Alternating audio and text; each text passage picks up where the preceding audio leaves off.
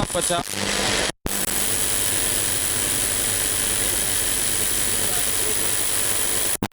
गाथा में जो दृष्टि का विषय बताया है वो इसी विषय को और एक स्टेप रिफाइन करके जो दृष्टि का विषय जो श्रद्धा का श्रद्धेय 38 नंबर की गाथा में बताया उससे भी थोड़ा और रिफाइन करके हमको थोड़ा और नजदीक पहुंचाकर उस दृष्टि के विषय को और अच्छी तरह से हम अपने विकल्पात्मक ज्ञान में निर्णय में ले सकें, इस हेतु से 50वीं गाथा में चर्चा की है। संभव भाई देखना उसकी विशेषता आएगी। अभी तो ये मैं पढ़ता हूँ, जीवादि 7 तत्वों का समूह पर द्रव्य होने के कारण वास्तव में उपादेय नहीं है। स्वयं द्रव्य में, बीच की पंक्ति छोड़ दी है ना, वो स्वयं द्रव्य में जिसकी तीक्ष्ण बुद्धि है, ऐसे आत्मा को इन्वर्टेड कोमा में है, जो आत्मा वास्तव में उपादेय है। इस आत्मा की चर्चा चल रही है। जो दूसरे नंबर पर आत्मा लिखा है ना पंक्ति में इन्वर्टेड कोमा के अंदर, उस आत्मा की चर्चा है। उस आत्मा की अर्थात उस शब्द से उस आत्मा की बात की जा रही है कि जिसका आश्रय करने से, जिसको आदर करने से, जिसका अवलंबन लेने से, जिसको दृष्टि में विषय बनाने से मोक्ष मार्ग में प्रवेश हो जाता है। तो वह आत्मा कैसा है? तो कहा कि औदायक आदि 4 भावांतरों को अगोचर है, ये चर्चा अपन कर चुके हैं। वह उसको संज्ञा दी कारण परमात्मा। कारण परमात्मा संज्ञा क्यों दी? क्योंकि द्रव्य कर्म, भाव कर्म और 9 कर्म रूप उपाधि से जनित विभाव गुण पर्यायों रहित है। तो कल चर्चा आई थी, मति ज्ञान को भी विभाव गुण पर्याय कहा गया, क्योंकि उसमें ज्ञानावरणी आदि का चयोपशम का निमित्त होता है। तथा अब यहां से अपन बात को लेते हैं। तथा अनादि अनंत अमूर्त अतीन्द्रिय स्वभाव वाला, 3 शब्द आ गए। अनादि अनंत है, ये बात तो पहले दिन से चली रही है और सबको पता ही है। अमूर्त है, ये बात भी स्पष्ट है। अतीन्द्रिय स्वभाव वाला, ये शब्द यद्यपि बहुत परिचित है, बहुत सुना हुआ है, तथापि इसका जो मूल भाव अपन एक समझो गांठ जैसी बांध लें, यानी अपने स्मरण में उसको दृढ़ता से पकड़ लें। क्या कहना है? अतीन्द्रिय स्वभाव वाला। अतीन्द्रिय माने इंद्रिय गोचर नहीं। इसमें क्या, इस शब्द में क्या भाव छिपा है? अतीन्द्रिय स्वभाव वाला होने से ये इंद्रियों के द्वारा ज्ञात हो सकता नहीं, ऐसा यह ज्ञायक तत्व मैं हूं। अब अगला शब्द है, शुद्ध नाम पवित्र है, सहज नाम स्वाभाविक है, परम नाम सर्वोत्कृष्ट है और पारिणामिक भाव जिसका स्वभाव है, ऐसा कारण परमात्मा। अब जरा अपने को यहां से बात 50वीं गाथा में जाएंगे, थोड़ा 57 नंबर का पेज पढ़ के जाएंगे। अनादि अनंत अमूर्त अतीन्द्रिय स्वभाव वाला, शुद्ध सहज परम पारिणामिक भाव जिसका स्वभाव है। यहां कहां तक बात लाए कि ये जो जितनी पर्याय हैं, औदयिक, औपसमिक, छायोपसमिक, छायक, 7 तत्वों के नाम गिनेंगे तो जीव, अजीव, आश्रव, बंध, संवर, निद्रा, मोक्ष, ये सब पर्यायों से भिन्न अन्य जो यह द्रव्य स्वभाव है, वो स्वभाव का धारक कारण परमात्मा वह में हूं। ये 50 नंबर की गाथा। तो इस पे अपन पहुंचते हैं, पर एक शब्द यहां आया है पारिणामिक भाव, उसकी चर्चा करेंगे। तो यहां कहा कि अति आसन्न भव्य जीवों को ऐसे निज परमात्मा के अतिरिक्त अन्य कुछ उपादेय नहीं है।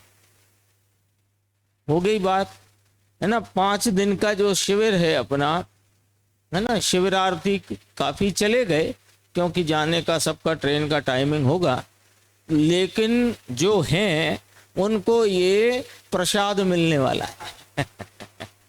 ये प्रसाद है। शिविर का प्रसाद लेके जाओगे कि नहीं, कि ऐसे ही खाली हाथ जाना है? प्रसाद लेकर, तो प्रसाद बटेगा आज। अति आसन्न भव्य जीवों को एक तो ये थर्मामीटर दे दिया पहले में पहले कि मैं अति आसन्न भव्य जीव हूं कि नहीं, कि ये पता करना हो तो बताओ तुम्हें कौन सा आत्मा उपादेय है। यदि तुम्हें कषायों की मंदता का भाव उपादेय है तो तुम अति आसन्न भव्य नहीं हो। इसमें थर्मामीटर से बात कर। और यदि तुम्हें सम्यक दर्शन उपादेय लगता है, आश्रयभूत लगता है, तो कहा तुम भी अति आसन्न भव्य जीव नहीं। वो तो चार भावांतरों को अगोचर, इंद्रिय आदि का विषय न होने वाला, जीव अजीव आश्रव वंद संवर निर्जरा मोक्ष की सर्व पर्यायों से भिन्न एक रूप स्वरूप, ऐसा जो अपना स्वयं भाव है, उसका आधारभूत जो एक द्रव्य अखंड अभेद है, वो जिसको उपादेय आश्रयभूत दृष्टि के विषय रूप निर्णय में आया है, उसको अति आसन्न भव्य जीव जानना। इतनी बात यहां आई। 57 पेज संभव भाई निकालेंगे तो थोड़ी सी चर्चा उसमें एक ख्याल कराने की बात है। देखो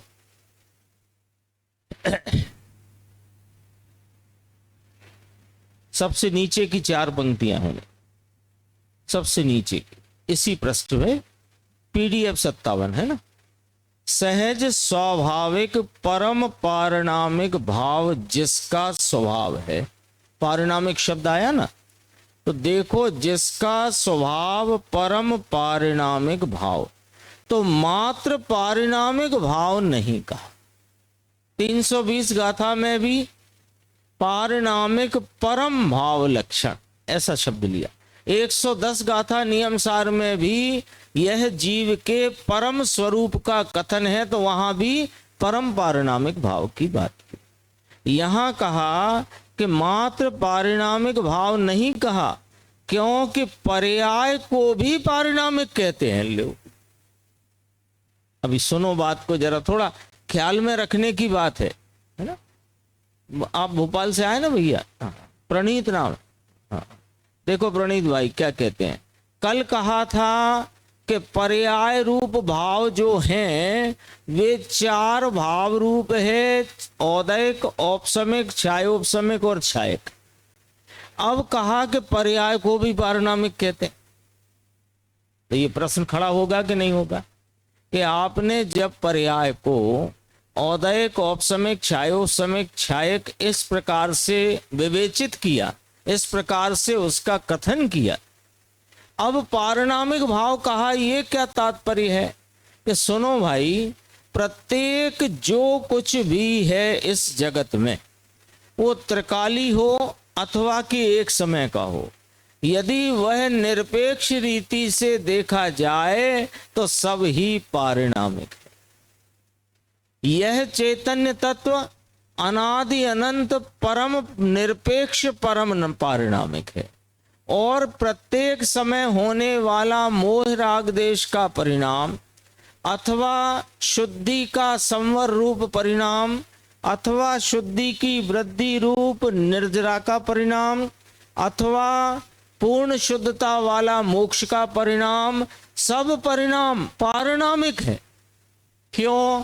क्योंकि वे अपने जन्म समय में स्वयं क्षण में स्वयं निरपेक्ष रूप से उत्पन्न होते हैं, इसलिए उन्हें पारिणामिक कहा।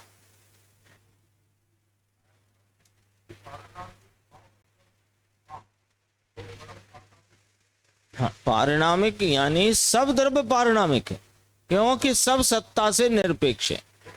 हाँ, तो पारिणामिक का लक्षण बना लो अपन कि जो निरपेक्ष है सो पारिणामिक है, जो निरपेक्ष है सो पारिणामिक है, और जो अनादि अनंत महानिरपेक्ष है सो परम पारिणामिक। ये लक्षण बना लिया। अब इस लक्षण में हर पर्याय फिट हो रही है कि नहीं? अभी जो ये स्वाध्याय संबंधी शुभ राग है ये पारिणामिक है। भगवान की सुबह पूजा भक्ति का भाव हुआ सो पारिणामिक है। अल्पाहार का परिणाम हुआ सो पारिणामिक है। अभी जाने की अंदर में कुलबुलाहट हो वो भी पारिणामिक है, पारिणामिक भाव है। और इन सब का लक्ष्य छोड़कर एक चैतन्य के लक्ष्य में उत्पन्न होने वाला संवर का परिणाम वो भी पारिणामिक है। फिर इनको चार नाम क्यों दिए? कि वो सापेक्षता से दिए। वो सापेक्ष, जिनमें दर्शन मोहिनी चारित्र मोहिनी कर्म का उदय निमित्त है सो औदयिक भाव नाम पाया, है तो पारिणामिक पर वो औदयिक नाम पाया। और जिसमें दर्शन मोहिनी आदि का उपसम है सो औपसमिक नाम आया। जिसमें दर्शन मोहिनी आदि का क्षय और उपसम है तो उसको क्षयोपसमिक कहा। जहां क्षय है सो क्षयिक कहा, लेकिन है सब पारिणाम। ये बात थोड़ी ख्याल में रखने के लिए आई है गुरुदेव के। देखो जय धवल में पर्याय को भी पारिणामिक कहा है, अरे राग को पारिणामिक कहा है। उदय उपसम क्षयोपसम को भी पारिणामिक कहा है। पर्याय है उसे पारिणामिक कहा, परंतु परम पारिणामिक नहीं समझ में आया। यहां तक अपनी 38 गाथा की चर्चा अपन ने की और अब अपन पहुंचते हैं 50वीं गाथा, जो अभी अपन ने गुरुदेव श्री का 30 मिनट का व्याख्यान सुना।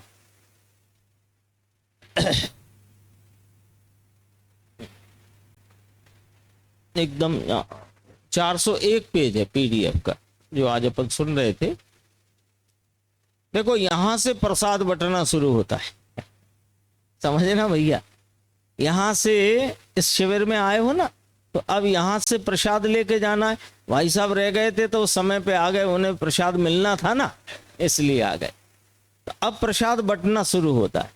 अभी तक अपन ने क्या समझा कि जीव की एक समय की पर्याय, जीव की पर्याय में अजीव का ज्ञान और मोह राग देश के आश्रय बंध रूप परिणाम, शुद्धि रूप संवर, शुद्धि की वृद्धि निर्जरा, शुद्धि की पूर्णता मोक्ष, ये आश्रय भूत भाव नहीं है।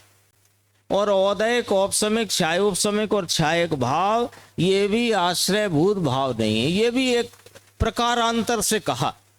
वास्तव में जो दृष्टि का विषय रूप भाव है वह एक चैतन्य त्रिकाली अनादि अनंत अमूर्त शुद्ध सहज परम पारिणामिक भाव स्वरूप ज्ञायक तत्व है।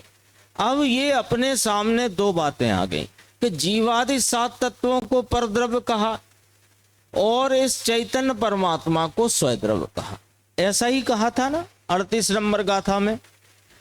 जो जीवादि 7 तत्व है ना, जीवादि 7 तत्वों का समूह पर द्रव्य होने के कारण वास्तव में उपादेय नहीं है।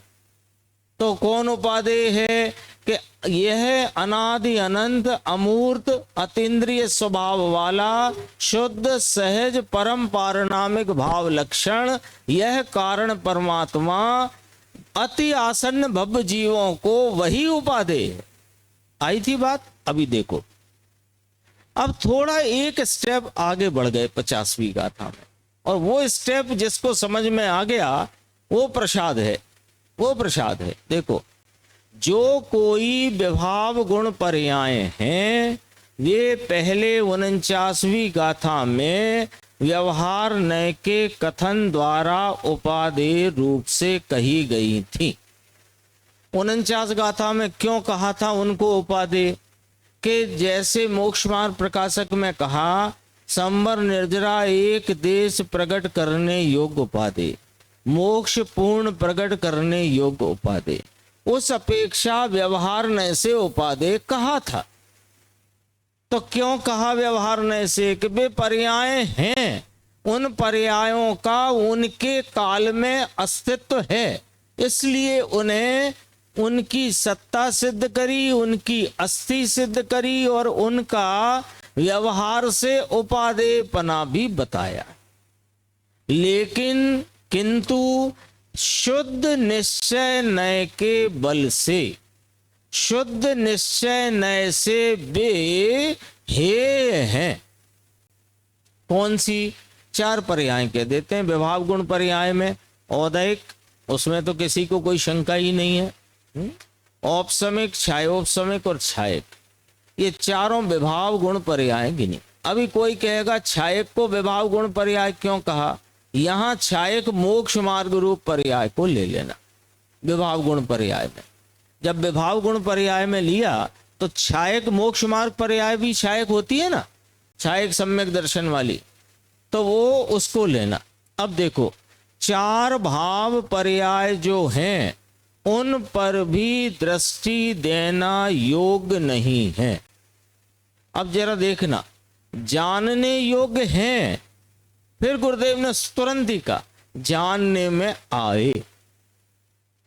दोनों में थोड़ा वजन का फर्क आ गया, वजन का फर्क है। जानने योग्य हैं, फिर तुरंत ही कहा जानने में आवे। जानने योग्य का बोझा ना ले लेना। हाँ, ये बोझा मत अपने सिर ले लेना कि जानने योग्य तो है ना, जानने योग्य तो है ना। अरे जानने में आती, परंतु आदर तो एक त्रिकाली द्रव्य स्वभाव, ध्रुव स्वभाव वह एक ही आदरणीय है। ये आया, ये सच कह रहा हूं। ये आज का अपन चर्चा नहीं कर रहे हैं। ये पिछले 25 तारीख से जब से चर्चा प्रारंभ हुई तब से जितनी चर्चा हुई उसका सारभूत भाव है, सारांश है ना। जैसे पहले बचपन में निबंध लिखो तो फिर एक आखिरी में लिखते उपसंहार, है ना, क्या क्या कहा, क्या क्या आया, क्या क्या। तो ये वो वाली बात है। देखो सारांश एक ही, गुरुदेव की भाषा में सर वाला, टोटल ये वाली बात है ना। अपने कोई कहे, अभी कोई संस्था का होता ना जब हिसाब किताब, तो आप भी होगे किसी संस्था में, उन्होंने कहा यूं 4300 रुपये चाय पानी ऐसा ऐसा, तो फिर आखिरी में थोड़ी देर बोलता रहता है तो वो बोलते हैं अच्छा ठीक है, आप तो टोटल बता दो कितना आया कितना खर्चा, कितनी आमदनी, कितना बचा, साफ साफ बता दो। ये टोटल आ गया है। देखो एक ही आदरणीय है। बताओ, अब आप लोग बताओ कौन आदरणीय है? यहां से तो हम बोलते ही जा रहे हैं। एक द्रव्य स्वभाव जो परम पारिणामिक, सर्व पर द्रव्य को तो दूर करो। गुरुदेव ने कहा था ये तो मेरी पर्याय में ही नहीं है, पर मेरी पर्याय में उपजने वाले मोह राग देश तो दूर रहो। अरे मेरी पर्याय में उपजने वाली जो अपूर्ण पूर्ण निर्विकारी दशाएं, उनका भी लक्ष्य छोड़कर जो लक्षित होता है एक रूप परम पारिणामिक, वह एक ही आदरणीय है। ये आया ना, शुद्ध निश्चय नय के बल से वे हे हैं। किस कारण से, क्यों हे कह दिया? आपका मन आया जिसको हे कह दो, मन आया उपादेय कह दो कि नाना सुनो भैया, इसका भी लॉजिक है, न्याय से बात करते हैं। क्योंकि वे पर स्वभाव है। ये अपन ने याद किया था वहां, पर स्वभावम इति हेयम, पर स्वभावम पर दब्बम इति हेयम, इस गाथा का भाव था वो जो 38 गाथा में याद किया। वे पर स्वभाव हैं। पर स्वभाव क्यों कहा? मोक्ष को पर स्वभाव कहा कि हाँ, त्रिकाली द्रव्य स्वभाव की अपेक्षा से वर्तमान पर्याय वह पर स्वभाव है। अब कोई कहेगा कि जो उत्पन्न नहीं हुई उसे आप वर्तमान क्यों कहते हो? भाई जब प्रगटेगी तो वर्तमान होके ही प्रगटेगी ना, तो वो पर्याय के साथ वर्तमान शब्द लगाने में कोई दोष नहीं होता। तो वर्तमान पर्याय वह पर स्वभाव है त्रिकाली द्रव्य स्वभाव की अपेक्षा से, क्योंकि क्योंकि वह त्रिकाली द्रव्य स्वभाव दृष्टि का विषय है। बोलो, दृष्टि में किसको रखना, पर्याय को कि द्रव्य स्वभाव को? तो द्रव्य स्वभाव पर दृष्टि आने से क्या होगा कि अनंत काल के क्लेश मिट जाए और आनंद की अनुभूति, अतीन्द्रिय आनंद का आस्वादन होगा, शांति वीतरागता का स्वाद आएगा, स्वरूप का संचेतन होता है। त्रिकाली चैतन्य वस्तु वह दृष्टि का ध्येय वस्तु है। उसकी अपेक्षा से चार भाव हे हैं। पर्याय में उत्पन्न होते ना चार भाव, औदयिक, औपसमिक, छायक, उपसमिक, छायक, वे हे हैं। अब इसमें इसे शुभ राग को हे मानना कठिन पड़ जाता है। ये यही पूछने लगता है जब इससे कहा दया, दान, व्रत, पूजा आदि के परिणाम वे हे हैं, तो हे का अर्थ तो छोड़ने योग्य होता है ना। यहाँ छोड़ने योग्य का अर्थ है आलम्बन लेने योग्य नहीं, है ना। ये बराबर ख्याल में रखना। तो ये पूछने लग जाता है कि अभी छोड़ दें, पूजा छोड़ दें? तो कहा कि हाँ अभी छोड़ दो। क्या? कि पूजा में धर्म मानना अभी छोड़ दो।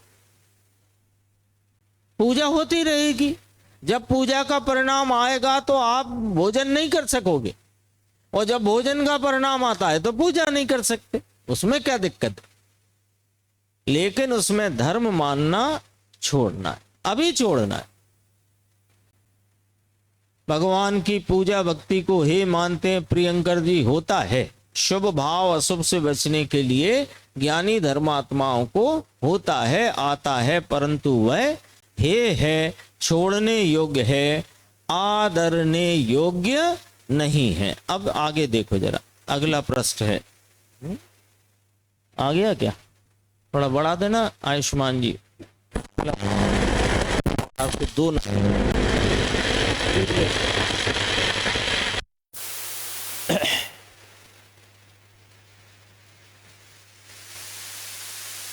हाँ बस ठीक है।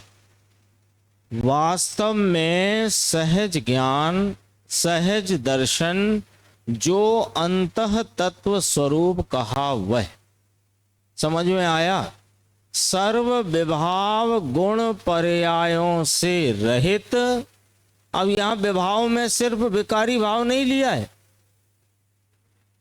निर्मल, पूर्ण, अपूर्ण सबको ले लेना जरा। यहाँ पर्यायों की बात है ना।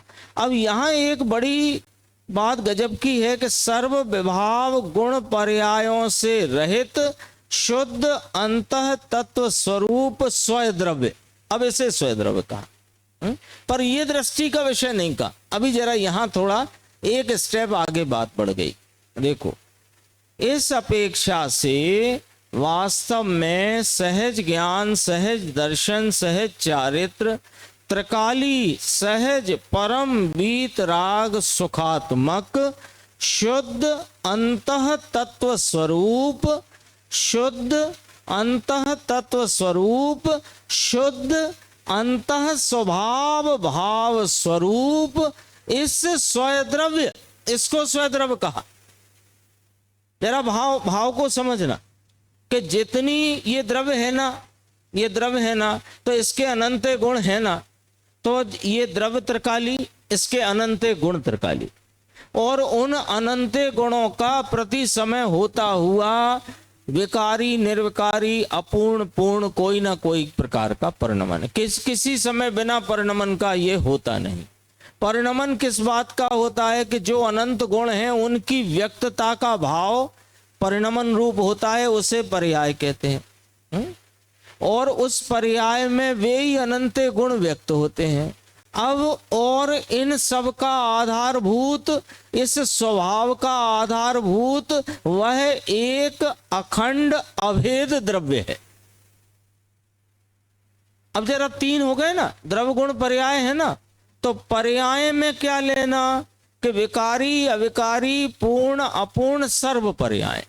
वे पर्यायों में जो भाव व्यक्त होते हैं, ऐसे त्रिकाल रहने वाले अनंत गुण स्वभाव दो हुए, और उन स्वभाव का धारक एक अखंड अभेद अपना निज परमात्म द्रव्य। 3 हो गए। अब यहां जो चर्चा करी तो यहां कहते हैं कि समस्त जो भी पर्याय हैं उन वर्तमान पर्याय से रहित एक जो अपना त्रैकालिक गुण स्वभाव है वह स्वयद्रव्य और पर्याय परद्रव्य। अब पर्याय को परद्रव्य क्यों कहा? क्योंकि पर्याय के आश्रय से नवीन धर्म की पर्याय उत्पन्न नहीं होती, इसलिए पर्याय को परद्रव्य कहा। ये चर्चा कर चुके हैं, हो चुकी है। तो पर्याय, गुण और द्रव्य, ये बात समझ में आई कि नहीं आई? पर्याय, पर्याय माने वर्तमान व्यक्तता का भाव, है ना। जो अभी अपन ने क्लास में अमन भाई पढ़ाते थे ना, वो अपने को याद करने वाली रीति है। और ये जो अपन अभी चर्चा करते हैं ये अपने को उस द्रव्य स्वभाव को कैसे पकड़ना वो वाली रीति है बस। तो पर्याय यानी व्यक्त, वर्तमान में व्यक्तता का जो भाव है उसका नाम पर्याय। और उस पर्याय में जितने भाव अनेक प्रकार के व्यक्त हैं उन भावों के रूप जो अनंत गुण है, स्वभाव है, वो गुण स्वभाव। और इस गुण स्वभाव को धरने वाला एक अखंड अभेद वो द्रव्य परम पारिणामिक कारण जीव, कारण परमात्मा। आई बात समझ में? द्रव्य, गुण, पर्याय। अब जरा देखो, पर्याय को परद्रव्य कहा, पर्याय को परद्रव्य कहा, और अनंत गुण स्वभाव को स्वयद्रव्य कहा। अभी बात यहीं तक है, अब बात आगे बढ़ाना है। अब ही तो प्रसाद बंटना है। देखो, इस स्वयद्रव्य का आधार, इसे स्वयद्रव्य कहा किसे? कि जब पर्याय को परद्रव्य कहा तब इसके स्वभाव को स्वयद्रव्य कहा। आई बात समझ में? बात समझ में आई विदिशा वाले भैया? बात समझ में आई? अब कम लोग हैं तो सब मुझे नाम याद आ रहे हैं। तो जब पर्याय को परद्रव्य कहा तब इसके स्वभाव को स्वयद्रव्य कहा, त्रिकाली स्वभाव को स्वयद्रव्य कहा। ध्यान देना जरा, पर्याय को परद्रव्य कहा, त्रिकाली स्वभाव को स्वयद्रव्य कहा, और उस स्वयद्रव्य का जो आधार है वह पंचम परम पारिणामिक भाव, अखंड अभेद ज्ञायक तत्व, ये मैं हूं, इसका जो आलम्बन ले उसका भला हो जाता है। पाटनी जी कहां गए? गुण कहां गए? पर्याय कहां गई? द्रव्य कहां गया? अरे पर्याय बिना की बात करते हो। किसने कहा? सुनो तो सही, शांति से बैठ के सुनते नहीं, हवा में उड़ते हो। पर्याय कहां गई? पर्याय रखी कि नहीं रखी? अरे पर्याय पर्याय के स्थान पर है। पर्याय दरअसल में वो पर्याय आलम्बन योग्य नहीं, सो परद्रव्य कहा। तो ये गुण स्वभाव तो त्रिकाली रहा है कि इसे स्वयद्रव्य कहा, लेकिन इस स्वभाव का जो गुणात्मक भेद है वो भी आलम्बन भूत नहीं होने से इस गुण स्वभाव का आधारभूत एक अखंड अभेद चैतन्य परमात्मा, पंचम परम पारिणामिक भाव स्वरूप ज्ञायक भगवान वह मैं हूं, ऐसी प्रतीति से मोक्ष मार्ग का प्रारंभ होता है। नहीं, 7वीं गाथा में गुण भेद का निषेध किया, 6वीं गाथा में पर्याय भेद का निषेध किया। दरअसल में 6वीं 7वीं 2 कह करके 11वीं खड़ी हुई, और 11वीं का भाव यहां पर पंचम पारिणामिक भाव। देखो 4 भाव, 5 भाव है ना, तो 4 को अलग करो तो वो 5वां कहलाया। एक परम क्यों कहलाया? कि अनादि अनंत परम निरपेक्ष है, तो निरपेक्ष होने से पारिणामिक है, और अनादि अनंत होने से, परम निरपेक्ष होने से परम पारिणामिक है। तो अभी आप थे नहीं शायद, सब पर्यायों को भी पारिणामिक कहते हैं। क्योंकि वे निरपेक्ष हैं, लेकिन वे अनादि अनंत नहीं हैं, तो उन्हें परम पारिणामिक नहीं कहते हैं, ये परम पारिणामिक। अब यहां भी गुण भेद को भी छोड़ दिया। 11वीं गाथा है ना, आपने ख्याल कराया, मैं बहुत संक्षेप में बोलता हूं।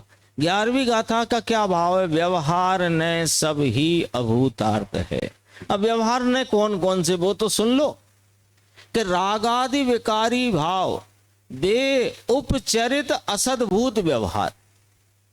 रागादि विकारी भाव, वे उपचरित असद्भूत व्यवहार। राग का ज्ञान, ये अनुपचरित असद्भूत व्यवहार, क्योंकि ज्ञान का ज्ञान है, राग का नहीं। तो राग का ज्ञान कहना अनुपचरित, अनुपचरित क्योंकि राग यही इसी पर्याय में है। तो राग का ज्ञान अनुपचरित असद्भूत व्यवहार। अब कम लोग हैं तो मैं कल मेरे ख्याल में आई थी बात जब 11वीं गाथा थी, पर कम लोग, ज्यादा लोग थे तो मैंने ये, अब आपने बात भी छेड़ दी। तो दो व्यवहार आए सामने, कौन कौन से? रागादि विकारी भाव, उपचरित असद्भूत व्यवहार। राग का ज्ञान अनुपचरित असद्भूत व्यवहार। मैं राग को जानता हूं, ये उपचरित सद्भूत व्यवहार, क्योंकि जानने वाला ज्ञान है। तो कथन क्या आया? ज्ञान राग को जानता है, तो ये व्यवहार हो गया। लेकिन कौन सा? कि ज्ञान सद्भूत है ना, तो और राग तो उपचार है, ज्ञान पर गे का उपचार है, तो उपचरित सद्भूत व्यवहार। अब जो चौथी बात मुझे कहना है, ज्ञान वह आत्मा, ये अनुपचरित सद्भूत व्यवहार, और व्यवहार ने सभी अभूतार्थ है, आलम्बन के योग्य नहीं। ये आ गई बात यहां पर कि वो जो त्रैकालिक स्वभाव है वो अनंत गुणात्मक है।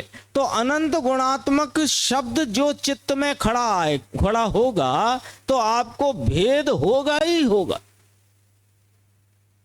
नहीं, हम तो अभेद अनंत गुणात्मक, तो अभेद अनंत गुणात्मक जब तुम बात कहोगे, चित्त में ऐसा विचार उत्पन्न होगा कि अभेद अनंत गुणात्मक, तो अनंत कहते ही भेद खड़ा होता है।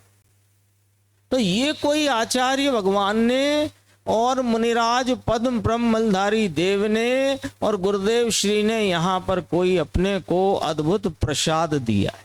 यही प्रसाद है, सुनो अभी जरा।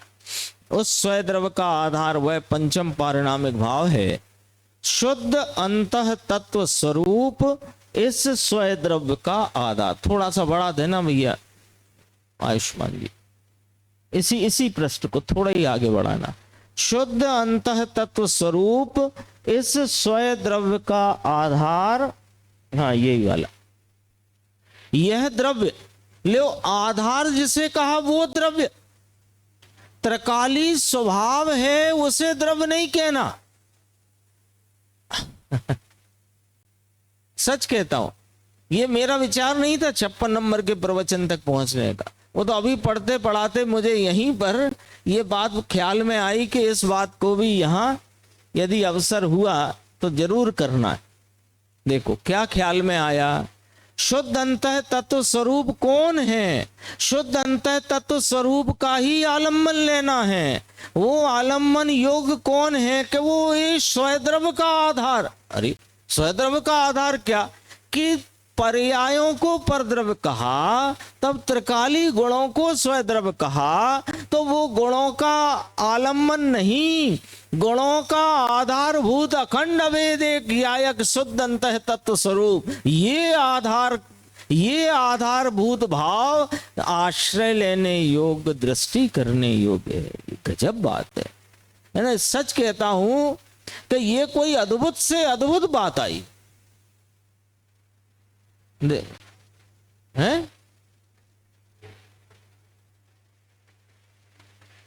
देखो अभी बात करेंगे। स्वद्रव्य में दो भेद किए, एक अनंत गुणात्मक स्वभाव और उस स्वभाव का आश्रयभूत एक अकेला अभेद भाव, अखंड अभेद एक रहेगा तो आश्रय लेने में दृष्टि द्रव्य पर जाए, क्योंकि द्रव्य एक है, गुण अनंत हैं और पर्याय प्रति समय अनंत गुणों की व्यक्तता वाली काल अपेक्षा अनंत है। भाव अपेक्षा प्रत्येक पर्याय अनंत है। गजब की बातें हैं। सच कहता हूं, ये बात भाग्यशालियों के कान में पड़े, ऐसा गुरुदेव श्री कहते, मैं तो नहीं कहता। हाँ, ये तो भाग्यशालियों के कान में पड़ने वाली बात है। बहुत अद्भुत बात है। देखो, ओहो, अनंत ज्ञान अनंत दर्शन जो ध्रुव, वो केवली भगवान का नहीं, यहां रहा हुआ अनंत ज्ञान अनंत दर्शन अनंत सुख अनंत वीर अनंत प्रभुता अनंत विभुता अनंत स्वच्छता अनंत ईश्वरता अनंत अनंत अनंत अनंत अनंत गुण की अनंतता, अपरिमित बेहद अनंत गुण, उस स्वय द्रव्य का, उसको स्वय द्रव्य का, त्रैकालिक स्वभाव को स्वय द्रव्य का, पर्याय को पर द्रव्य का। बराबर क्लासिफिकेशन रखना, या बोर्ड होता तो वैसे भी बताते, पर्याय पर्याय पर्याय सब पर द्रव्य, निर्मल हो मलिन हो पूर्ण हो अपूर्ण हो सब पर द्रव्य। स्वय द्रव्य कौन? त्रिकाली स्वभाव, ज्ञान दर्शन सुख चारित्र वीर्य स्वच्छता प्रभुता विभुता आदि अनंत गुणों का त्रैकालिक स्वभाव, उसको उस पर्याय की अपेक्षा स्वय द्रव्य कहा। और स्वय द्रव्य का आधारभूत जो अपना ज्ञायक भगवान एक अखंड चैतन्य परमात्मा, वो दृष्टि का विषय है। ओहो, नहीं पर द्रव्य इसको इसके लिए नहीं कहा। देखो, अभी अपन ने 4 प्रकार के व्यवहार की बात की थी ना, हाँ, तो उसमें नहीं दिया, उसमें क्योंकि वो स्वभाव रूपता से रहा हुआ है। हाँ, गुण भेद का विकल्प पर द्रव्य है, गुण भेद का विकल्प पर द्रव्य है, गुणात्मक स्वरूप पर द्रव्य नहीं है। पर गुणात्मक स्वरूप का आश्रय लोगे तो भेद खड़ा होएगा। इसलिए गुणात्मक स्वरूप को स्वय द्रव्य का समझना जरा सी बात है, थोड़ी सी, क्योंकि ये कोई कहने की शैली अलग है आचार्य भगवंतों की, मुनिराज की। पद्म प्रमलधारी देव है ना, भावी तीर्थादिनाथ, तीर्थंकर होने वाले हैं पद्म ब्रह्मलधारी देव, स्वयं लिख के गए, सहज परम पारणामिक भाव लक्षण। इस पर्याय को जब पर द्रव्य कहा तब गुण को स्वय द्रव्य कहा। अभी जरा ये शैली समझो आप, देखो क्या कहना चाहते हैं। यहां पर आ गई है बात, ये पर्याय को जब पर द्रव्य कहा तो गुण को स्वय द्रव्य कहा।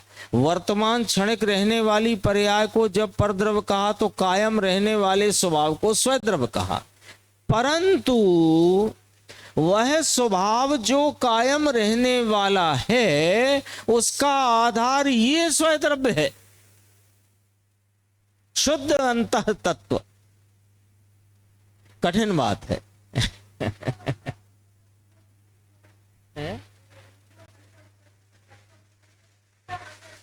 शुद्ध अंतः तत्व ही दृष्टि का विषय है, जो अनंत गुणों का आधार है।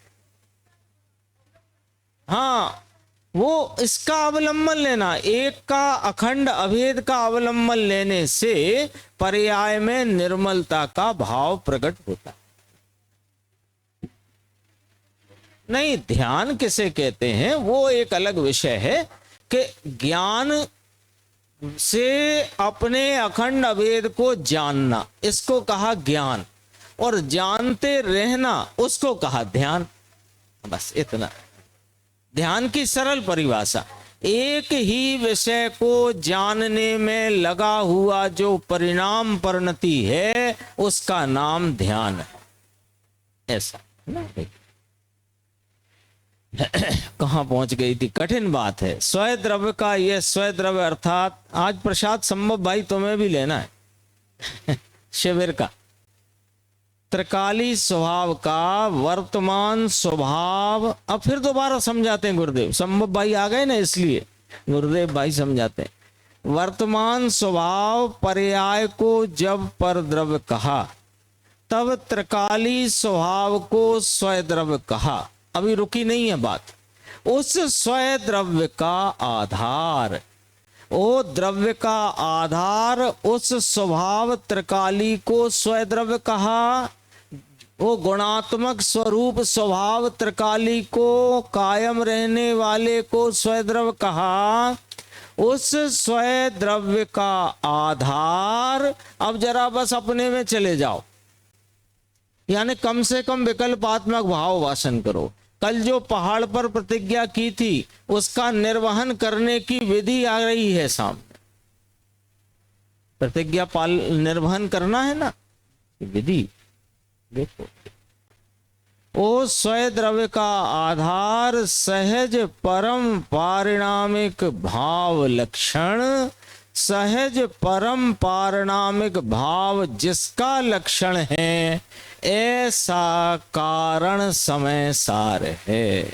इसे कारण समय सार कहो, कारण परमात्मा कहो, कारण जीव कहो, कारण तत्व कहो, कारण शुद्ध पर्याय कहो। कल आई थी ना शाम की कक्षा में चर्चा, वो पर्याय का भेद नहीं है, वो कारण शुद्ध पर्याय ये दृष्टि का विषय है, और वह सदैव एक रूपता से प्रवाहमान है, ये बताने को वहां पर्याय शब्द का प्रयोग किया। तो कारण जीव कहो, कारण तत्व कहो, कारण समय सार कहो, कारण परमात्मा कहो, कारण शुद्ध पर्याय कहो, वह कौन है कि अनंत पर्यायों की हलचल से रहित, अनंत गुण स्वभावों का आधारभूत एक अखंड अभेद यह मैं निज ज्ञायक तत्व, वो वास्तव में दृष्टि का विषय है। देखो थोड़ी चर्चा 2 मिनट में करके ये पूरी बात हो जाएगी। यहां मुमुक्षु ने पूछा, साहिब गुण को स्वद्रव्य कहा यहां, तो कहा स्वभाव को स्वद्रव्य कहा, और उसका आधार ये कारण परमात्मा एक रूप।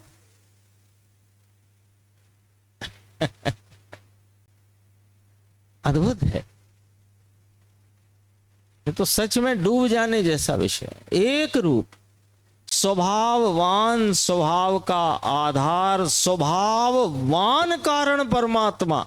स्वभाव को एक स्वद्रव्य कहा, उस स्वभाव को धरने वाला एक आधारभूत स्वभाववान कारण परमात्मा, वह कारण समय सार 50वीं गाथा में गजब है।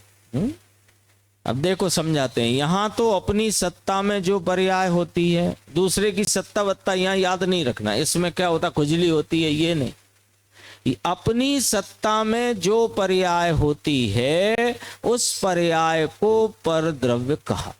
ठीक है, गजब बात है।